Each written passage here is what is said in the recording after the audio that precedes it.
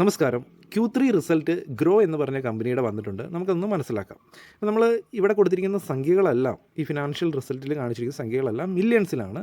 ഞാനത് കോടിയിലാണ് നിങ്ങളുമായിട്ട് ഡിസ്കസ് ചെയ്യാൻ ആഗ്രഹിക്കുന്നത്. ഇത് കണ്ടു കഴിയുമ്പോൾ തന്നെ നമ്മുടെ കമ്പനി എത്രമാത്രം സ്റ്റേബിൾ ആയിട്ടാണ് പ്രോഫിറ്റ് ഉണ്ടാക്കിക്കൊണ്ടിരിക്കുന്നത് എന്ന് നമുക്ക് മനസ്സിലാക്കാൻ സാധിക്കും. നമുക്ക് ബൈ സെൽ അല്ലെങ്കിൽ ഹോൾഡ് ഡിസിഷൻസ് നമുക്ക് എടുക്കാനുള്ള ഒരു ഹെൽപ്പ് ചെയ്യാൻ സാധിക്കും ഈ ഫിനാൻഷ്യൽ റിസൾട്ട്. അപ്പോൾ നമുക്കിവിടെ നോക്കാം. നമുക്ക് ആദ്യമേ തന്നെ ടോട്ടൽ ഇൻകം നോക്കാം. ടോട്ടൽ ഇൻകം ഈ ഒരു ക്വാർട്ടറിൽ 1261 കോടി രൂപയാണ് ഈ ഗ്രോ എന്ന് പറഞ്ഞ കമ്പനി ക്രിയേറ്റ് ചെയ്തത് ഡിസംബർ ക്വാർട്ടറിൽ.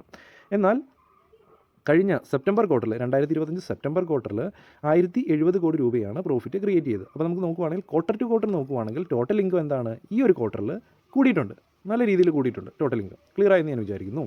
ഇനി നമ്മൾ ഇതിന് മുമ്പുള്ള കഴിഞ്ഞ വർഷത്തെ December quarter year on year quarter നോക്കുവാണെങ്കിൽ 1004 കോടി രൂപയായിരുന്നു 2024 ഡിസംബർ വരെയുള്ള ക്വാർട്ടറിൽ അവർ ക്രിയേറ്റ് ചെയ്തിരിക്കുന്നത്. അപ്പോൾ അവിടെ കാണാൻ സാധിക്കുന്നത് എന്താണ്, ക്വാർട്ടർ ടു ക്വാർട്ടറും ഇയർ ഓൺ ഇയറും കൃത്യമായിട്ട് ടോട്ടൽ ഇൻകം കൂടിയിട്ടുണ്ട് നമ്മൾ എന്ന് പറഞ്ഞ കമ്പനിയുടെ.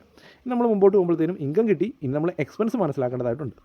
എക്സ്പെൻസിലേക്ക് വരുന്ന സമയത്ത് ഇവിടെ ടോട്ടൽ എക്സ്പെൻസിലേക്ക് വരുന്ന സമയത്ത് നമുക്ക് ഈ ഒരു ക്വാർട്ടറിൽ 515 കോടി രൂപ എക്സ്പെൻസ് ആയിട്ട് പോയിട്ടുണ്ട്. കഴിഞ്ഞ ക്വാർട്ടറിൽ നോക്കുവാണെങ്കിൽ സെപ്റ്റംബർ ക്വാർട്ടറിൽ നോക്കുവാണെങ്കിൽ 432 കോടി രൂപ എക്സ്പെൻസ് ആയിട്ട് പോയിട്ടുണ്ട്. അത് നല്ല കാര്യമാണ്. കഴിഞ്ഞ ക്വാർട്ടറിനേക്കാളും കുറച്ച് എക്സ്പെൻസ് കൂടിയിട്ടുണ്ട്, എന്നാലും കുഴപ്പമില്ല. 515 കോടി രൂപ എക്സ്പെൻസ് വന്നിട്ടുണ്ട്. കഴിഞ്ഞ ക്വാർട്ടറിൽ എക്സ്പെൻസ് 432 ആയിരുന്നു.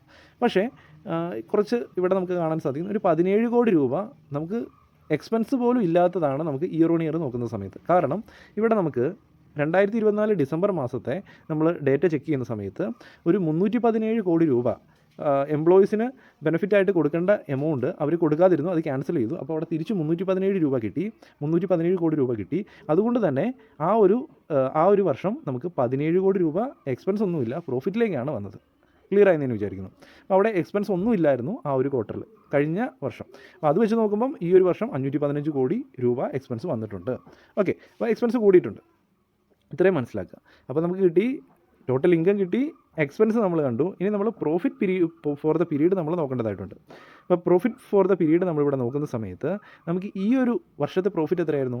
546 കോടി രൂപയായിരുന്നു ഈ ഒരു വർഷത്തെ പ്രോഫിറ്റ്. അതായത് ഇൻകത്തിൽ നിന്ന് എക്സ്പെൻസും കാര്യങ്ങളും എല്ലാം കുറച്ചതിന് ശേഷം 546 കോടി രൂപയാണ് നമുക്ക് ഈ ഒരു ക്വാർട്ടറിൽ ഗ്രോ എന്ന് പറഞ്ഞ കമ്പനിക്ക് പ്രോഫിറ്റായിട്ട് ജനറേറ്റ് ചെയ്യാൻ സാധിച്ചത്. അപ്പോൾ കഴിഞ്ഞ ക്വാർട്ടറിൽ നോക്കുവാണെങ്കിൽ 471 കോടി രൂപയാണ്. ഓക്കെ, 471 കോടി ഏകദേശം നല്ല രീതിയിലൊരു പ്രോഫിറ്റ് ഗ്രോത്ത് ഉണ്ട്. 15% എബോ പ്രോഫിറ്റ് ഗ്രോത്ത് നമുക്ക് കിട്ടാൻ സാധിച്ചിട്ടുണ്ട്. മാർക്കറ്റിൻ്റെ എക്സ്പെക്റ്റേഷൻ ഇത്ര ഇല്ലായിരുന്നു. ഒരു 450 ആ ഒരു റേഞ്ചിൽ തന്നെ പ്രോഫിറ്റ് നിൽക്കും എന്നാണ് പ്രതീക്ഷിച്ചത്. പക്ഷേ 546 കോടി രൂപ പ്രോഫിറ്റ് ജനറേറ്റ് ചെയ്യാൻ വേണ്ടി ഗ്രോ എന്ന് പറഞ്ഞ കമ്പനിക്ക് സാധിച്ചു ഈ ഒരു ക്വാർട്ടറിൽ. അതുപോലെ തന്നെ കഴിഞ്ഞ വർഷത്തെ ഇയർ ഓൺ ഇയർ 2024 ഡിസംബർ ക്വാർട്ടറിൽ നമ്മൾ നോക്കുവാണെങ്കിൽ 757 കോടി രൂപ പ്രോഫിറ്റ് ഉണ്ടായിരുന്നു. അപ്പോൾ അവിടെ കുറച്ച് ഇത്രയും വലിയൊരു പ്രോഫിറ്റ് കാണാനുള്ള കാരണം എന്താണ്? അവരൊരു എംപ്ലോയി ബെനിഫിറ്റ് ആയിട്ട് കൊടുക്കേണ്ട എക്സ്പെൻസിൽ വരേണ്ട തുക കൊടുത്തില്ല, മറിച്ച് അത് കൊടുക്കാതെ വന്നു കഴിഞ്ഞപ്പം അത് ലാഭമായിട്ട് മാറി. അതുകൊണ്ടാണ് ഇത്രയും വലിയൊരു സംഖ്യ അവിടെ കിടക്കുന്നത്. എങ്കിലും ടോട്ടലായിട്ട് നമ്മൾ നോക്കുവാണെങ്കിൽ നമുക്ക് ക്വാർട്ടർ ടു ക്വാർട്ടറും ഇയർ ഓൺ ഇയറും ടോട്ടൽ ഇൻകം ഗ്രോയുടെ കൂടിയിട്ടുണ്ട്. അതുപോലെ തന്നെ പ്രോഫിറ്റിലേക്ക് വരുന്ന സമയത്ത് നമുക്ക് ക്വാർട്ടർ ടു ക്വാർട്ടർ കൃത്യമായിട്ട് നല്ലൊരു ഗ്രോത്ത് നമുക്ക് കാണാൻ സാധിക്കുന്നു. ഇവിടെ നമുക്ക് നല്ല രീതിയിലൊരു ഗ്രോത്ത് കാണാൻ സാധിക്കുന്നു. ബട്ട് ഇയർ ഓൺ ഇയർ നോക്കുന്ന സമയത്ത് ചെറിയൊരു കുറവ് വന്നിട്ടുണ്ട്. ആ ഒരു കുറവ് വരാൻ കാരണം എന്താണ്? ആ വർഷം എക്സ്പെൻസ് കൊടുക്കണം എന്ന് ഉദ്ദേശിച്ച എമൗണ്ട് കൊടുക്കാതെ അത് കയ്യിൽ വെച്ചതുകൊണ്ടാണ് ആ ഒരു വ്യത്യാസം വന്നത്.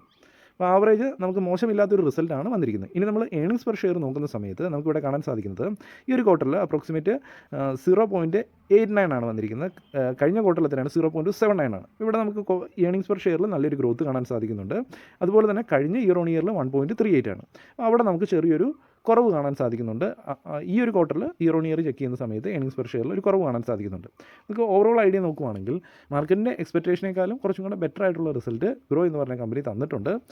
പ്രോഫിറ്റിലും റവന്യൂവിലും ക്വാർട്ടർ ടു ക്വാർട്ടറിൽ നല്ല ഗ്രോത്ത് കിട്ടിയിട്ടുണ്ട്. ഇയർ ഓൺ ഇയർ നോക്കുന്ന സമയത്ത് ആ ഒരു ചേഞ്ച്മെൻറ്റ് ഞാൻ നിങ്ങളുമായിട്ട് ഡിസ്കസ് ചെയ്തു. അപ്പോൾ ഇത് മനസ്സിലാക്കി നിങ്ങൾക്ക് നല്ല ഇൻവെസ്റ്റ്മെൻറ്റ് ഡിസിഷൻസ് എടുക്കാൻ സാധിക്കും എന്ന് ഞാൻ വിചാരിക്കുന്നു. അപ്പോൾ ഇത് മാത്രം പോരാ, കൂടുതലായിട്ടുള്ള അനാലിസിസ് നടത്തേണ്ടതായിട്ടുണ്ട്. ഈ ഒരു റിസൾട്ട് നിങ്ങളെ ഹെൽപ്പ് ചെയ്യും.